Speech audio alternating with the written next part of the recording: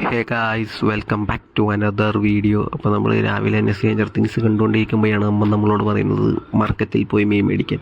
പിന്നെ ഒന്നും നീക്കിയില്ല, നമ്മൾ നേരെ വിട്ടു വരാപ്പുഴ മാർക്കറ്റിലോട്ട്. നമ്മുടെ സ്വന്തം മാർക്കറ്റാണ്, എൻ്റെ വീടിൻ്റെ അവിടെ നിന്ന് 2 മിനിറ്റ് പോയാൽ മതി. അപ്പോൾ നമ്മളത് പച്ചക്കറിയൊക്കെ കണ്ട്, പക്ഷെ നമ്മുടെ ലക്ഷ്യം മീനാണ്. മീൻ മാർക്കറ്റിൽ പോയപ്പോഴത്തേക്ക് ഒരു പൂരത്തിനുള്ള ആൾക്കാരുണ്ടായിരുന്നു ഗൈസ്. തിക്കിയും തിരക്കിയും ആദ്യം നമ്മൾ കുറച്ച് ചെമ്മീൻ മേടിച്ചു. അത് കഴിഞ്ഞ് നമ്മൾ ഏത് മീൻ മേടിക്കണമെന്ന് കൺഫ്യൂഷനിലായി നമ്മൾ നേരെ പോയത് തിലാപ്പിയ മേടിക്കാനാണ്. നമ്മളവിടെ പിന്നെ പിലോപ്പി എന്നൊക്കെ പറയും. ശരിക്കും ഇതിൻ്റെ ശാസ്ത്രീയ നാമം തിലാപ്പിയ മസാമ്പിക്ക എന്നാണ് എൻ്റെ ഓർമ്മ. മസാമ്പി ഒറിജിനാണ്. പിന്നെ അവിടെ ഒരു ചേച്ചി ഉണ്ണിയപ്പം മേടിക്കണ്ടായിരുന്നു, അപ്പോൾ ആരും മേടിക്കില്ല. പിന്നെ ഒരു പാക്കറ്റ് ഉണ്ണിയപ്പവും മേടിച്ച് ഇതേ വണ്ടിയുടെ അടുത്ത് നടക്കുകയാണ്. വണ്ടി ആരും ഉള്ളിലോട്ട് കയറ്റി വെച്ച് ഗൈസ്. പിന്നെ നമുക്ക് കുറച്ച് പട്ടിക്കുട്ടികളെയൊക്കെ കാണാൻ പറ്റി. പിന്നെ ഈ വണ്ടി വന്ന് ബ്ലോക്കായി. പിന്നെ ആ വണ്ടി പോയി കഴിഞ്ഞിട്ടാണ് എനിക്ക് പോകാൻ പറ്റുക.